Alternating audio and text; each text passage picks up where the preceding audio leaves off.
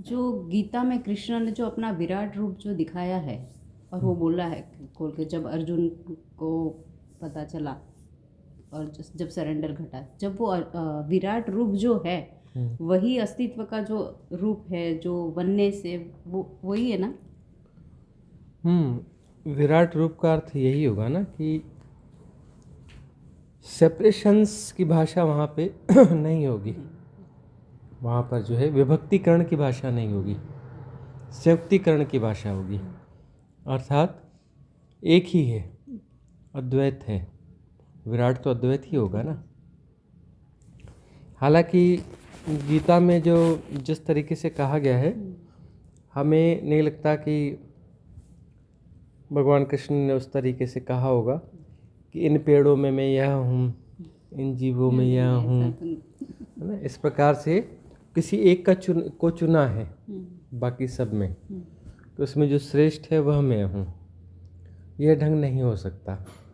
तो शेष क्या वह कुछ और है? यह मैं हूँ तो शेष क्या कुछ और है, मुझसे बाहर है? होगा तो ऐसा ना कि सब कुछ मैं हूँ, एवरीथिंग, उससे बाहर कुछ नहीं होगा। अपने मैं को इस तरीके से फैलाना कि उसमें सब समा जाए, इस तरीके से मैं को फैलाना कि उसमें सब कुछ समा जाए। यदि कुछ भी बाहर रह जाता है तो वहाँ पर वो रिलेटिव ट्रुथ होगा, सापेक्षिक सत्य होगा, रियल ट्रुथ नहीं हो सकता। रियल ट्रुथ तो तभी होगा जब उसके बाहर कुछ भी ना हो। चाहे सरेंडर करो, सरेंडर में पूरी तरह से अपने को समायोजित कर देना है। पीछे कुछ बचना ही नहीं चाहिए, आई बचना ही चाहिए, ईगो बचना ही नहीं चाहिए। मैं मेरा वाली लैंग्वेज सेपरेशन वहाँ टोटली डिज़ॉल्व हो जाए, विड्रा हो जाए। या फिर मैं को इतना फैलाओ कि उसके बाहर कुछ न बचे। एनी हाउ ये दो मार्ग हैं, दोनों मार्गों से होना यह चाहिए कि द्वैत खत्म होना चाहिए, डुअलिटी नहीं बचना चाहिए। डुअलिटी बच गई तो सेपरेशन बच गया, सेपरेशन बच गया तो वह ट्रुथ होता ही नहीं, वो सत्य सत्य हो नहीं सकता। सत्य कैसे होगा? और दो का अर्थ दो नहीं होता है, डुअलिटी का मतलब दो नहीं होता, दो का मतलब अनंत होता है। जो लैंग्वेज है ना, बाइनरी लैंग्वेज 0 1 0 1 0 1, उससे क्या इन्फिनिट क्रिएट होता है, क्रिएशन भी इन्फिनिट हो जाता है। इन्फिनिटी तो है ही, जो जीरो इन्फिनिटी का ही संकेत है, सिंबल जो है इन्फिनिटी का ही है। लेकिन जब वहाँ क्रिएशन स्टार्ट होता है, उसके साथ युग्मित होती है कोई चीज़, तो वो उस द्वैत के साथ में क्रिएशन भी इनफाइनाइट होता है। देखते नहीं कितनी विविधताएं हैं। ये जो है साइंस की जो भी बुक्स हैं और जो भी इनमें रिसर्च हैं, जो भी डेटाज हैं, उनमें क्या सारे जीवों के डेटाज आ पाते? उसके बाहर कुछ न कुछ छूट जाता है। हर साल कुछ न कुछ जो अभी साल पूरा हो रहा है, तो जो भी रिपोर्ट्स या थीसिस से देखते हैं, नई रिपोर्ट्स आती हैं, उसमें यही पता चलता है कि कुछ नए जीवों की और खोज हुई इन द सेंस कोई नए जीव बनाए नहीं गए, मतलब ये जीव हमसे चूक गए थे, अब पकड़ में आए। अब लोग कहते हैं कोरोना वायरस हुआ, कोरोना वायरस हुआ, कोरोना वायरस हुआ। अरे भाई, कोरोना वायरस हुआ क्या? कोरोना वायरस तो आदिकाल से है ना, जब से ये है धरती, जीवन है, तब से कोरोना वायरस। और नॉन कोरोना वायरस की संख्या 75,000 प्लस है। नॉन की, अननोन की नहीं बात कर रहे हैं, इतने हमने जाने। उसके अलावा रीहनो वायरस हैं, तो रीहनो वायरस भी 75,000 प्लस नोन है, अननोन की बात नहीं है। तो कोरोना वायरस तो पहले से ही बहुत है। तो ऐसा है कि विविधता तो इतनी है कि क्या कहना है, विविधता भी इनफाइनाइट है, क्योंकि और नहीं है तो आगे आती चली जाएगी। पुराने बहुत सारे जीव लुप्त हो रहे हैं, इसका अर्थ ये तो नहीं कि जीव कम होते जा रहे हैं, नए प्रकार के जीव आ भी रहे हैं। पुराने जीव नष्ट हो रहे हैं तो नए जीव पैदा भी हो रहे हैं। तो सिर्फ एक धरती की बात हुई ना। इस इनफाइनाइटनेस में कितने ऐसे ग्रह हैं जहाँ जीवन है? इनफाइनाइट ही होंगे। कोई 100-50,000 10 लाख करोड़ 2 करोड़ ग्रहों में जीवन होगा, ऐसा तो हो नहीं सकता। हम सिर्फ इसी डायमेंशन की बात कर रहे हैं, इस 3D की बात कर रहे हैं। इसमें भी अनंत ग्रह होंगे और उनमें सब में जीवन है और सब में विविधता है, और ये विविधता लगातार ग्रो हो रही है। नए ऐसे ग्रह विनिर्मित हो रहे हैं जिनमें कि जीवन है। नए ऐसे ग्रह निर्मित हो रहे हैं जिनमें जीवन पनप रहा है तो उसमें लगातार नई नई स्पीसीज़ जाके ऐड ऑन हो रही हैं। नई स्पीसीज़ आती चली जाएंगी ना, ऐड ऑन होती चली जाएंगी, चाहे वो बॉटनिकल हो, चाहे फिर अपने ये वाली हो, जियोलॉजिकल हो। तो अनंत सृजन है, सृजन सदा जो है अनंत है। इसके बाहर कुछ नहीं होना चाहिए। इन्फिनिटी दोनों तरफ होगी बहुत गौर से देखेंगे तो, लेकिन इस अनंतता को समझ पाना थोड़ा मुश्किल काम है। हम सैद्धांतिक रूप से तो समझ जाते हैं, हाँ ये हमारी धरती है, सौरमंडल की एक मेंबर है, सौरमंडल जो है गैलेक्सी का एक मेंबर है, मिल्की वे हमारी गैलेक्सी है, उसका लिए ये ग्रुप ऑफ गैलेक्सी की मेंबर है, ये यूनिवर्स का एक पार्ट है, और वो जो यूनिवर्स जो है मल्टीवर्स का एक छोटा सा एक अणु जैसा ही है, एक बहुत बड़ा स्ट्रक्चर है। उस स्ट्रक्चर में एक छोटा सा एक पार्ट है जो सिंहावलोकन किया जाए तो विजिबल भी नहीं होगा। हमारा यूनिवर्स जो है मल्टीवर्स में ढूंढने जाएंगे तो विजिबल भी नहीं होगा। ये मान के चलो कि बड़ा सा पत्थर है जिसमें अरबों खरबों जो है एटम्स हैं, उसमें एक एटम जो है हमारा यूनिवर्स है। ऐसे ही मल्टीवर्स है, अगले वर्ष में उस मल्टीवर्स की हैसियत उतनी होगी, उसके अगले वर्ष में उस वर्ष की हैसियत उतनी होगी, और ये तो इनफाइनाइट क्रिएशन है। तो इस इन्फिनिटी को जो है समझना मुश्किल काम है। इस इन्फिनिटी के बारे में जो बातचीत करते हैं हाइपोथेटिकल होती है, और हाइपोथेटिकल जो ट्रुथ है वो ट्रुथ नहीं है, वो इमेजिनेशन है।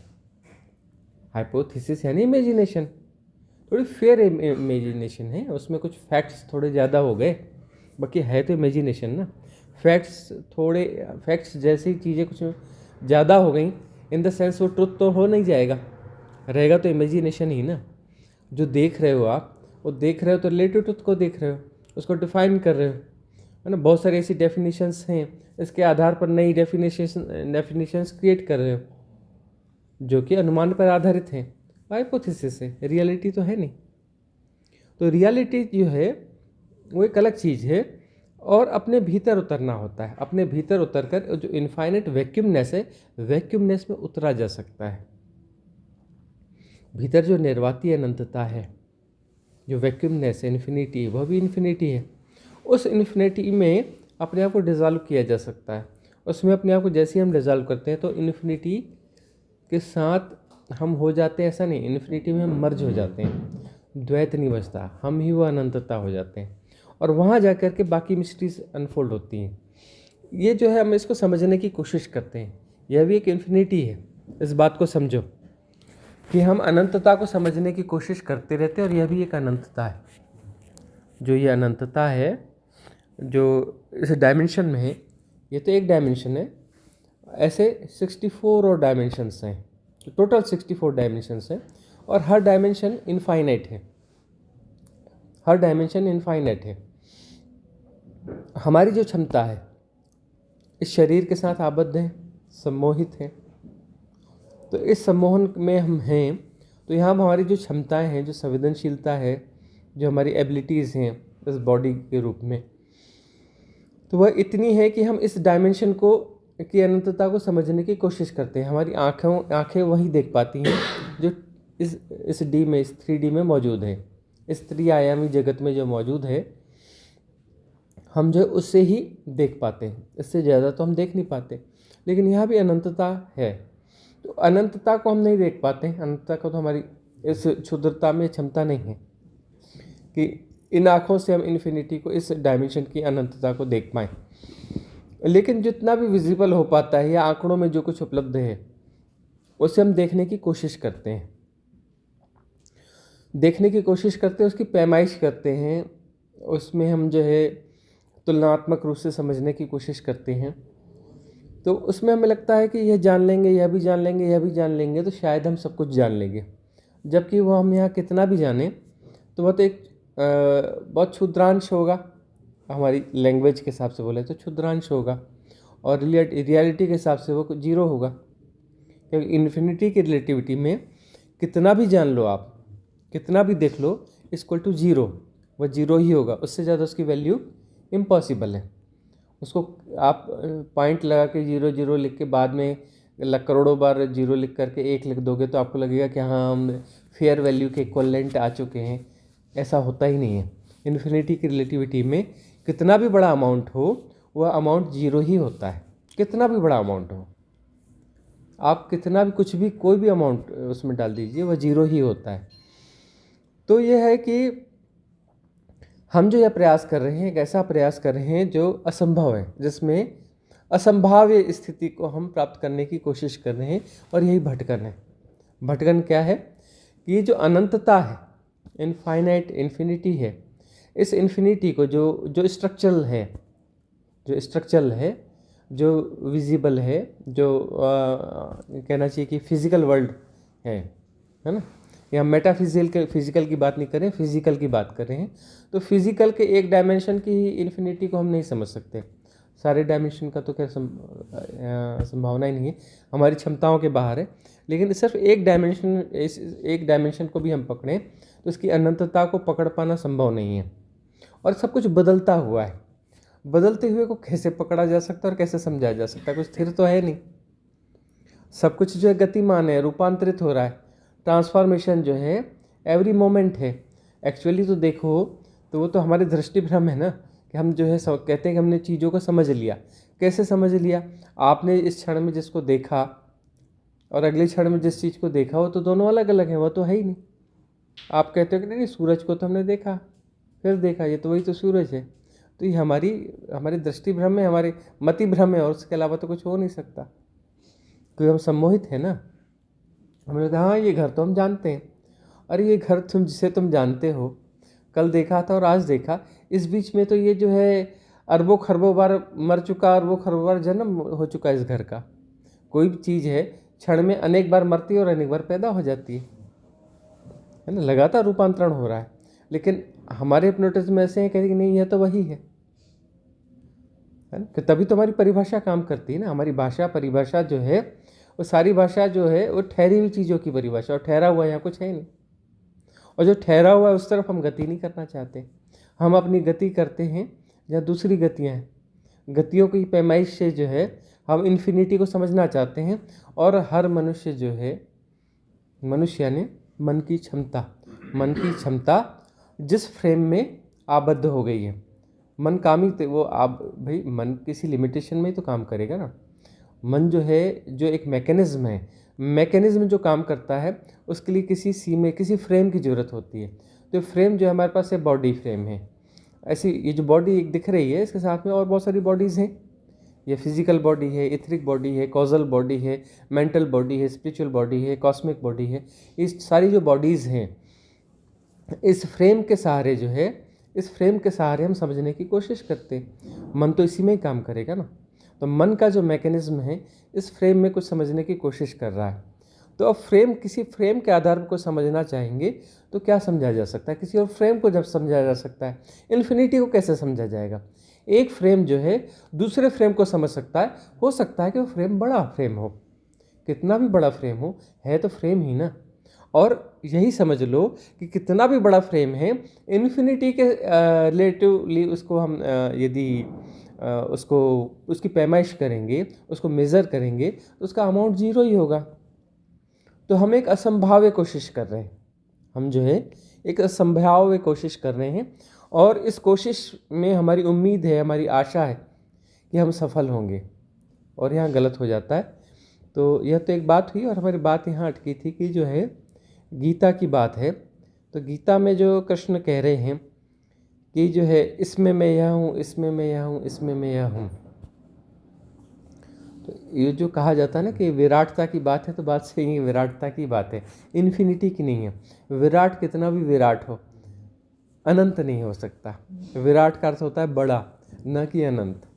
तो ये विराटता वाली बात है जिसमें उसमें कहा गया। और ये उनकी वाणी तो है नहीं, क्योंकि लिखा किसने? किसी और ने लिखा है ना।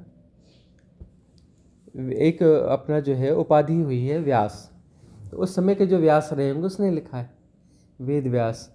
तो व्यास तो हमेशा रहे हैं ना। एक व्यास गया तो दूसरा व्यास आएगा, तीसरा व्यास आएगा। एक प्रधानमंत्री जाएगा तो दूसरा आएगा, तीसरा आएगा, चौथा आएगा, पांचवा आएगा। तो उस समय के जो व्यास रहे होंगे, और वो संयोग से उनके रिलेटिव थे। भगवान कृष्ण के वो रिलेटिव होते थे, उनको शायद क्या नाना नाना कहते थे ना, क्या कहते हैं, नाना या दादा, नाना थे शायद। तो वह जो है उन्होंने लिखा है। तो अब यह जो है एक विराटता वाली ही बात हुई ना, इसमें मैं यहाँ हूँ, उन्होंने चूज़ कर लिया, चूज़ करते ही बात बिगड़ जाती है, चुनते ही बात गलत हो जाती है कि आप किसी को चुन रहे हो और किसी को छोड़ रहे हो। ये व्यवहारिक सत्य हो सकता है, संसार में व्यवहारिक सत्य काम करते हैं, उसके बगैर संसार चल नहीं सकता। लेकिन पारमार्थिक सत्य की हम बात करें तो पारमार्थिक सत्य में चुना नहीं जा सकता। तो भगवान कृष्ण ने कहा हो, हम तो इससे राजी नहीं हैं, कैसा भगवान कृष्ण ने कहा होगा? वो तो यही कहेंगे ना, सारी वनस्पति मैं हूँ, सारे जो जलचर मैं हूँ, सारे नवचर मैं हूँ, सारा यह हूँ, सारी धरतियाँ मैं हूँ, सारे तारे मैं हूँ, एवरीथिंग। तो जो जो भी है सब कुछ मैं ही हूँ, इस तरीके से कहेंगे ना। अब उसमें यह मैं हूँ, यह बाद में संशोधित होगा, बाद में, या व्यास जी ने भी ठीक लिखा होगा। वो एक लंबी घटना होगी, 5000 साल से ज़्यादा हो गए इस बात को।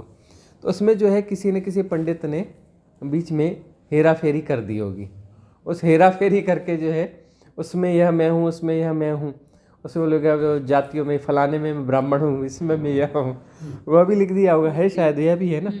तो ये हेरा फेरी किसी पंडित की ही होगी, है ना, और किसी की हेरा फेरी हो नहीं सकती। भगवान कृष्ण ऐसा नहीं कह सकते। और उसमें विराट शब्द भी जो है, वो विराट शब्द यदि आया होगा तो शायद वो कृष्ण तो नहीं कह सकते, और हमें तो लगता है वेद व्यास भी नहीं कह सकते, क्योंकि व्यासपीठ जिसने व्यास की उपाधि हो वो ऐसा कैसे अपना कह देगा कि मैं विराट, विराट नहीं, अनंत, अनंतता ही जो है वह अनंत एक शब्द ऐसा है जो थोड़ा ठीक इशारा है। हालांकि अनंत शब्द में भी अनंत नहीं समाता, इन्फिनिटी में इन्फिनिटी नहीं आती है, लेकिन एक बेहतर इशारा हमारे पास यह है जो भाषागत रूप से उपलब्ध है। भाषा सदा नपुंसक जैसी ही रही है, वह सत्य को नहीं पकड़ सकती, सत्य को समेट नहीं सकती, आबद्ध नहीं कर सकती, उसको किसी सीमा रेखा में जो है बांध नहीं सकती है।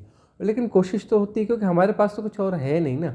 जिस चीज़ को हम जी रहे हैं, जिस शरीर को हम जी रहे हैं, जिस खेल को हम जी रहे हैं, तो हमारे पास जो भाषा है, और यह भाषा मन को सृजन करने में सहायक है। इस भाषा के द्वारा ही तो मन है, मन के द्वारा यह भाषा है। मन की जो क्षमता है वह इतनी है, मन की क्षमता इतनी है, इससे यह भाषा जन्म लेती है।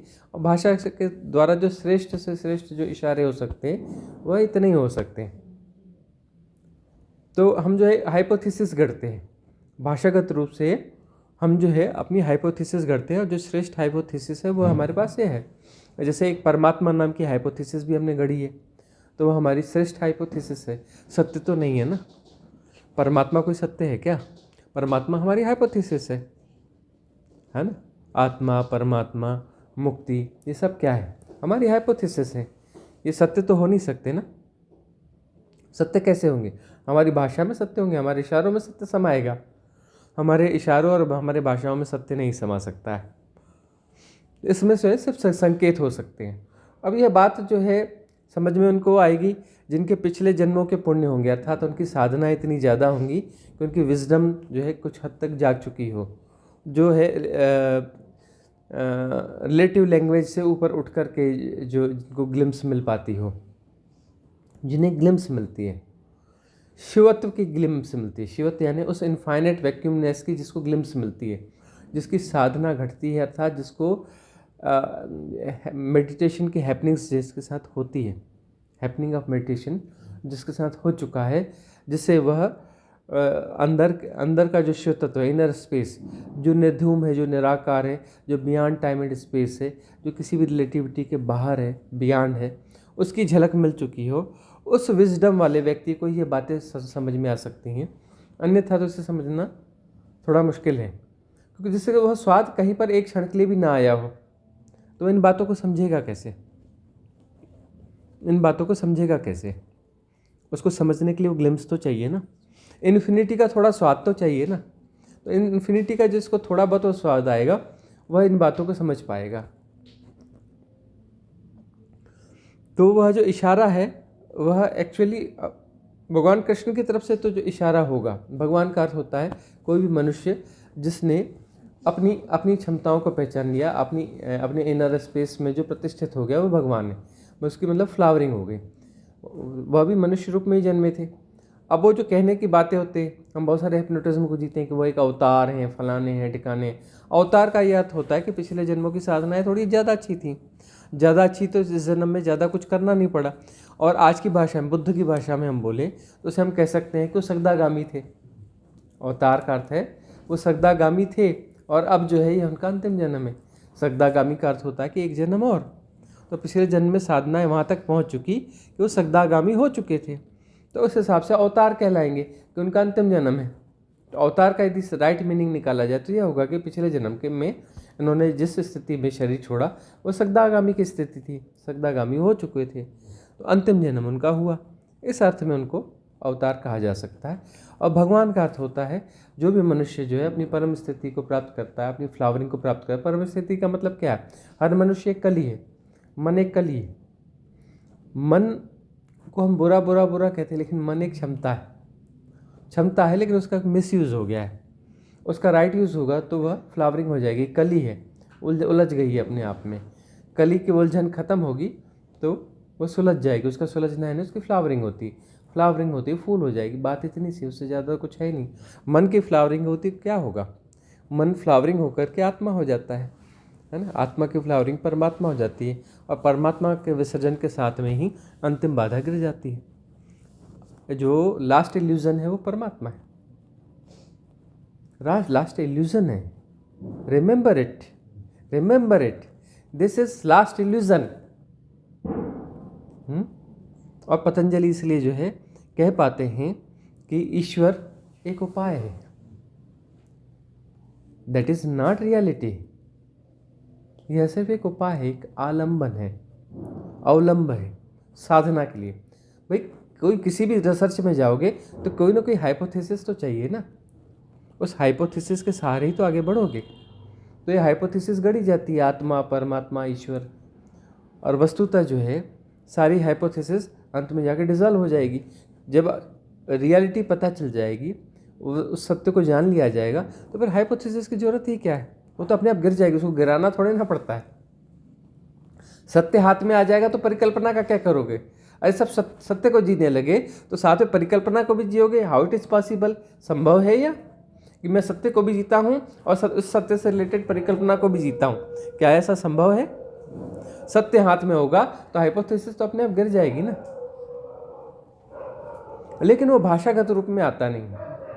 तब जो व्यक्ति, वह जो उपलब्ध है, जिससे हम जो भी कहें फ्लावरिंग होगी, तो भगवान कहें, उसे सदगुरु कहें, या जो भी कहें, तो वह जो है उस भाषा में ज़्यादा अच्छे से पिरो कर वह चीज़ देना चाहेगा। तब जो है वह जो चीज़ देगा वह नई हाइपोथेसिस बनेगी। सदगुरु का क्या काम है? सदगुरु का काम है हाइपोथेसिस बनाकर डिलीवर करना। फेयर हाइपोथेसिस, थोड़ी ज़्यादा फेयर मतलब जिसमें इंडिकेशंस जो हैं ज़्यादा बेहतर हो पाते हों, ज़्यादा बेहतर इंडिकेशंस हो पाते हों, तो उसकी डिलीवरी हाइपोथेसिस की डिलीवरी है, सत्य की डिलीवरी नहीं है। सत्य की डिलीवरी नहीं है। सदगुरु भी देगा तो वो एक बेहतर हाइपोथेसिस डिलीवर करेगा। सत्य नहीं दे सकता, सत्य कोई किसी को नहीं दे पाया, आज तक नहीं दे पाया। सत्य स्वयं अर्जित करना पड़ता है, अपने भीतर उतरना पड़ेगा, और वहाँ पर जो है सत्य के साथ स्वयं अपने आप को मर्ज करना पड़ेगा। सत्य को पाया नहीं जाता, सत्य हुआ जाता है। परमात्मा को छुआ नहीं जा सकता, परमात्मा हुआ जा सकता है। बेसिक कॉन्सेप्ट क्लियर होने चाहिए, तभी धर्म की यात्रा संभव है। बेसिक कॉन्सेप्ट यदि क्लियर नहीं है तो भटकते रहोगे। सारी दुनिया धर्म के नाम पर बहुत कुछ करती है, और जो मौत मरते हैं बड़ी ऑर्डिनरी मौत मरते हैं। रोज़ जो है कितने लोग मरते हैं, सबकी मौत बहुत ऑर्डिनरी होती है, जबकि ज़िंदगी भर कुछ न कुछ किया धर्म के नाम पर, बहुत सारे क्रियाकांड किए, बहुत सारी प्रैक्टिसेस की, और उसके बाद भी एक ठीक ठाक मौत नहीं होती है ना। वही मौत होती है जो स्कूल का बस्ता पकड़ा देती है, फिर से आ जाते हैं, स्कूल में दाखिल हो जाते हैं, A for apple, B for buy, है ना। तो फिर इसका सीधा साधा मतलब है कि जो है बात बनी नहीं, जो भी किया वह ठीक नहीं किया। हम अपने जो है रॉन्ग इंटेलिजेंस को बीच में लगाते रहे, क्योंकि अपने किंतु परंतु बीच में डालते चले गए कि नहीं ये सही है, इतने लोग करते आ रहे हैं तो सही नहीं होगा, ये फलाना होगा तो ऐसा नहीं होगा। हमारे जस्टिफिकेशंस ऐसे होते हैं जो हम झूठों को अपना जो है उसका सौंदर्यीकरण कर लेते हैं, उसको डेकोरेट कर करके जो है उसे सत्य बनाने की कोशिश करते हैं। झूठ को कितना भी डेकोरेट कर लो सत्य नहीं हो सकता, असंभव है, कितना भी डेकोरेट कर लो। तो तुम्हारे जस्टिफिकेशंस जो हैं वो आत्मवंचना है, अपने आप को धोखा देना है। जो भी जस्टिफिकेशंस हैं सेल्फ डिसेप्शंस है, अपने आप को धोखा देना है। और मनुष्य जो है माहिर है, दक्ष है अपने आप को धोखा देने में। किसी से पूछो तो कहता है हाँ धर्म तो हमारे जीवन में है, साधना हमारे जीवन में, हम यह करते हैं वह करते हैं। और वह जाकर देखो तो प्रैक्टिसेस जो है उसके सेपरेशन को मजबूत करती हैं, ना कि डिज़ॉल्व करती हैं, ना कि गलाती हैं। उन प्रैक्टिसेस से, क्योंकि किसी झूठ को सत्य का मुलम्मा चढ़ा करके कोई प्रैक्टिस कर रहा हो तो वह तो अपनी मुक्ति को और पोस्टपोन कर रहा है, अपने समय को जो है और टाइम जोन को जो है और इंक्रीज़ कर रहा है, अपने टाइम जोन को इंक्रीज़ कर रहा है, वही समय को पैदा करता है। हमारे अपने मैट्रिक्स से ही तो समय पैदा करते हैं ना, समय तो होता नहीं है, समय नाम की तो कोई चीज़ है नहीं। समय तो हर मन पैदा करता है, अपने अपने टाइम जोन हर कोई क्रिएट करता है और उसे जी रहा है। तो बहुत सारे झूठों को जी रहे हैं, मृत्यु को जी रहे हैं।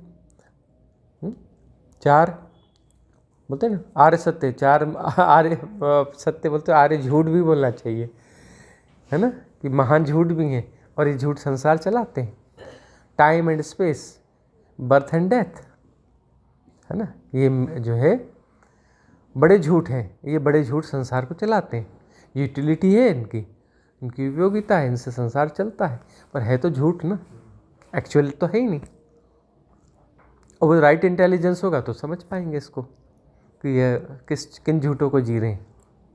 और इनसे बड़ा भय लगता है, इनसे बड़े हिप्नोटाइज हैं, और ये हिप्नोटिज्म टूटते नहीं हैं। ये हिप्नोटिज्म टूटे तब जब ये जानो, बड़ा एक हिप्नोटिज्म ये भी है कि यह मैं हूँ। अब यह मैं हूँ तो मैं तो पैदा भी होऊंगा मरूंगा भी, यह मैं हूँ तो यह है, तो इस यह तथाकथित रूप से यह मरेगा, तथाकथित रूप से यह इस जैसा कुछ पैदा होगा। तो यदि यह मैं हूँ तो मरना जीना तो है ही इसके साथ में। और यह मैं नहीं हूँ, साधना इसी की, यह मैं नहीं हूँ यह समझ में आता है, साधना से दिखता है और साफ साफ जो है अनुभव में आता है कि यह मैं नहीं हूँ। तब जाकर इंटेलिजेंस जागेगी, तब जो है कुछ अच्छी चीज़ें हम समझ पाएंगे। उसके पहले तो हम नहीं समझ सकते ना। उसके 2 कौड़ी की बुद्धि है, इतना लो IQ है, इसमें कहाँ ये चीज़ें पकड़ में आएंगी। आइंस्टाइन जैसे का भी IQ 16 ही है, कहाँ समझ में आएंगी इतने छोटे IQ के साथ में। तो जब तक ये शरीर में नहीं हूँ, इस चीज़ को यदि ठीक से न जिया जाए, अनुभव के तल पे शरीर नहीं हूँ इसे ठीक से न जिया जाए, तब तक राइट विजडम जागेगी नहीं, तब तक इंटेलिजेंट कोशिएंट ठीक तरीके से ग्रो नहीं होगा। और तब जो है मिस्ट्रीज अनफोल्ड हो पाएंगे। अनफोल्ड करने के लिए इंटेलिजेंट कोशिएंट तो चाहिए ना। 2-4-5% के IQ से मिस्ट्रीज अनफोल्ड कर पाओगे। इसलिए साधना में गहरे जाना जरूरी है। इसलिए हम कहते हैं कि होश से खाओ, होश से चलो, होश से नहाओ, होश के साथ धीरे धीरे सब कुछ करो, ताकि ये पता चले, शरीर को चलते हुए देखो, खाते हुए देखो, नहाते हुए देखो, मैं शरीर नहीं हूँ। यह पहले स्पष्ट हो जाना चाहिए, तब जीवन में साधना फलित होगी, वास्तविक साधना फलित होगी। साधना के नाम पर जो कूड़ा कचरा कर रहे हो ये नहीं, कूड़ा कचरे वाली साधना से कूड़ा कचरा पैदा होगा, है ना, उससे सत्य फलित नहीं होता। सत्य फलित होने के लिए शरीर का साक्षी होना जरूरी है। फिर वो हाइपोथेसिस से काम करती है। भीतर कोई सेंटर है जो जान रहा है। कैसा जान रहा है? Without analysation. वह रिएक्ट नहीं करता है, वह अंडरस्टैंड करने के लिए कोशिश नहीं करता है, किसी एम्फेसिस में नहीं पड़ता है, किसी एनालाइजेशन कैटेगराइजेशन में नहीं पड़ता है। जैसा का तैसा जानना उसका स्वभाव है, एक आंतरिक क्षमता है जो सब जान रही है। जान रही है में ये शरीर के मूवमेंट्स को जाना जाएगा, शरीर को करते खाते पीते सबसे जाना जाएगा, बात करते जाना जाएगा, विचारों को जाना जाएगा, बाद में अगले तल पे विचारों को भी जाना जाएगा कि विचार हैं, आ रहे हैं, जा रहे हैं। उस पर रिएक्ट क्यों करना है, उसके साथ एसोसिएट क्यों होना है, उसके साथ एसोसिएट क्यों होना है, उस पर रिएक्ट क्यों करना है। रिएक्ट करोगे तो एसोसिएट हो जाओगे, एसोसिएट करोगे मतलब खेल में फंस गए, है ना। एनालाइज करोगे, डिफाइन करोगे, है ना, विजुअलाइजेशन करोगे, फिर तो सारी श्रृंखला चल पड़ी। रिएक्ट नहीं करना है, रिएक्ट नहीं करोगे तो दूर वो ट्रैफिक दिखेगा, ट्रैफिक दिखेगा, बिल्कुल निरपेक्ष भाव से उसे जानना है। निरपेक्ष, सापेक्षता नहीं। सापेक्षता का अर्थ ये हुआ कि समझने की कोशिश हुई। सापेक्षता है ना मन के द्वारा ही तो रिलेटिव ट्रुथ को जानोगे ना, मन की एक्सरसाइज है ना वो तो। और एक्सरसाइज करनी नहीं है, कुछ नहीं करना है, करने वाले सब बिगाड़ देते हैं, बिना किए सब ठीक हो जाता है। सूत्र को गांठ बांध के रख लो, इस सूत्र को गांठ बांध के रखोगे तब बात बनेगी, करने से तुम बिगाड़ोगे। तुम कितने भी इंटेलिजेंट हो तुम 2 कौड़ी के इंटेलिजेंट, और तुम जो भी करोगे तुम्हारे हाथ से सब बिगड़ने वाला है। करना कुछ नहीं है, करने से सब बिगड़ जाता है, कुछ नहीं करना है। निरपेक्ष भाव से, निरपेक्ष दृष्टि, विदाउट एम्फेसिस, अपने से विचार जा रहे हैं। सारे सेंसेस, पूरे 5 सेंसेस जो है साइमल्टेनियसली एक्टिव है, समता में है। किसी सेंस में पर्टिकुलर एम्फेसिस इनबिल्ट नहीं किया गया, इन्वॉल्व नहीं किया गया, तो समता में प्रतिष्ठित हो। उस समता में विचारों को भी जाना जाएगा। एम्फेसिस डाल के उसके साथ विदाउट एसोसिएशन रह जाओगे, इम्पॉसिबल। विचारों को देख रहा हूँ, तुम तो खड़े हो गए ना पीछे हूँ के साथ में, और साक्षी कहाँ रहा। वो तो उंगली करेगा ही करेगा ना। एम्फेसिस का मतलब उसमें एक्स्ट्रा कुछ ऐसा एफर्ट डाल ही दिया है, वो पॉजिटिव में रिएक्ट करेगा ही करेगा। रिएक्ट कर दिया तो विटनेसिंग कहाँ बची, और उसके एसोसिएट हो गया मतलब श्रृंखला, वहाँ तो प्ले चालू हो जाएगा। जिन भी विचार को देख रहे हो एक्चुअली वो रिलेटेड है किसी न किसी मेंटल पैटर्न से, भीतर के किसी संस्कार से, वो संस्कार की किसी उदीर्णा का परिणाम है। वो पैटर्न जो है सामने आ गया, प्ले चालू हो गया, उसमें तुम एसोसिएट हो गया, अपनी एनर्जी उसमें फीड करोगे तो प्ले तो ज़्यादा चलेगा और वो डिजॉल्व थोड़े ना होगा, वह तो फिर अपडेट होकर के वापस रिस्टोर हो जाएगा तुम्हारे सबकॉन्शियस माइंड में, अवचेतन मन में। तुम्हारा अवचेतन मन जो है ऑलरेडी बहुत ज़्यादा है, 95, 96, 97, 98% तुम्हारा सबकॉन्शियस माइंड है। इतना कूड़ा भरा हुआ है और उसको तुम और अपडेट कर रहे हो, बढ़ा रहे हो, अपने कॉन्शियस माइंड को और कम कर रहे हो। देख नहीं रहे, इंसान दिखते हैं, रोबोट दिखते हैं, रोबोटों से भरी हुई है दुनिया। पहले थोड़े इंसान दिखते थे कि हाँ कुछ कहीं किसानों में, कहीं मजदूरों में शायद अभी भी दिख जाए, वहाँ दिखते हैं कि हाँ थोड़ा सा मनुष्य जैसा दिखता है। अभी मनुष्य जैसे कहाँ, सब रोबोट ही तो दिखते हैं। रोबोट चल रहे हैं, खा रहे हैं, पी रहे हैं, संबंध निभा रहे हैं, शादियाँ कर रहे हैं, रोबोट। ज़ॉम्बीज़, ज़ॉम्बीज़ों से भरा हुआ है सब जगत, ज़ॉम्बीज़ ही तो हैं।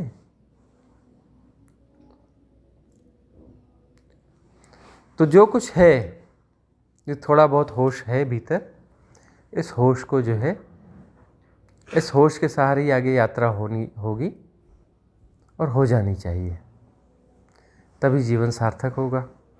तब ये समझ में आएगा कि विराटता नहीं, अनंतता, असीमता, बियॉन्ड टाइम एंड स्पेस, निर्गुण, निराकार, निर्धूम, वहाँ जाके प्रतिष्ठित होना है। वहाँ जाके प्रतिष्ठित होंगे तब उस अनंतता को जिया जाएगा। यह जो प्रैक्टिस है कि अनंतता को हम, ये सब सारी संसार को देख करके, सृष्टि को देख करके अनंतता को हम मेज़र कर लेंगे, समझ लेंगे, इम्पॉसिबल है। और यही सबसे बड़ी मूर्खता है। यह जो है असंभाव एक चेष्टा में जो मनुष्य लगा हुआ है, हम यह भी समझ लें कि विज्ञान क्या कर रहा है, इस अनंतता को समझने की कोशिश कर रहा है। अनंतता के किसी पार्ट को समझ पाएगा, अनंतता को कैसे समझ पाएगा, वो तो कभी ख़त्म होती ही नहीं ना, कभी भी ख़त्म नहीं होगी ना। तो कितना भी आगे जाओ, कितना भी आगे जाओ, कितना भी आगे जाओ, कितना भी आगे जाओ, कभी इसका अंत तो है ही नहीं। न आदि है ना अंत है। इसलिए स्पेस इल्यूजन है। समय तुम्हारे क्रिएशन है, छोटी मोटी गतियों का परिणाम है, तुम्हारे धूप छांव के खेल है। तुम्हारे क्रिएटेड है। तुम्हारा ईयर और ये घंटा वंटा ये जो भी है मिनट वगैरह ना, दूसरे स्पेस में दूसरे प्लेनेट में काम नहीं करता। वहाँ का टाइम जोन अलग होता है, कहीं और का टाइम जोन अलग होता है। ये तो इस डायमेंशन की बात है, और डायमेंशंस के तो और टाइम जोन अलग होते हैं। अलग डायमेंशंस के टाइम जोन और अलग होंगे। टाइम जोन्स का उलझाव बहुत सारे, और टाइम एक्चुअली होता ही नहीं है, रिलेटिव ट्रुथ है। भाई गतियाँ हैं, बहुत सारी गतिविधियाँ हैं, उन गतियों को जो है सापेक्षिक रूप से आप मेजर कर रहे हो, वो समय हो गया। समय होता कहाँ है? इल्यूजन्स को जी रहे हैं। इल्यूजन्स को टूल बना करके हम किसी सत्य की खोज में हैं, तो ये कैसे संभव है? इल्यूजन्स का टूल बना करके सत्य को खोजना चाहते हो। बियॉन्ड रिलेटिविटी, भीतर उतरना पड़ेगा, उस शाश्वत, निर्धूम, निर्गुण, निराकार इनर स्पेस में प्रतिष्ठित होना पड़ेगा, और ध्यान और साधना से संभव है। ध्यान और साधना के बाद ही बात बनेगी। इस खोपड़ी के द्वारा तुम समझना चाहो कि जन्म जन्म गंवाए हैं और जन्म जन्म गंवाते रहोगे, बात कभी सॉल्व होने वाली है नहीं। मैं एक क्वेश्चन पूछ रही हूँ। जोर से बोलिए। रिट्रीट में ज़्यादा दिन तक सानिध्य में रहने के बाद आप जैसे बोल रहे थे कि वो एंटीवायरस डाल के पूरा चेंज करते हैं माइंड बिलीव को, तो उससे लाइफ में क्या चेंज आता है? अब ये चेंज ऐसे क्या आता है का सवाल हमसे न करते हुए, जो लोग रिट्रीट में शामिल होते हैं उन लोगों से आप मिलिए, उनसे पूछिए, या फिर जो है वो जहाँ रहते हैं उनके अड़ोस पड़ोस वालों से, उनके रिश्तेदार से पूछिए कि ये पहले कैसे थे और अब कैसे हैं, कितना फ़र्क है, तो आपको पता चल जाएगा, है ना। उसे हम क्या बोलेंगे? पूछो ना जा कर के, जो रिट्रीट में शामिल होते हैं उसके अड़ोस पड़ोस वालों से, मित्रों से, रिश्तेदारों से पूछो कि ये जो जानते हो इनको आप अभी, ये जब इतने समय के पहले ये कैसे थे और अब कैसे हैं, सब आपको बताएंगे। पहले अच्छे थे, अब बिगड़ गए। सारे वही बोलते हैं, अभी बिगड़ गए।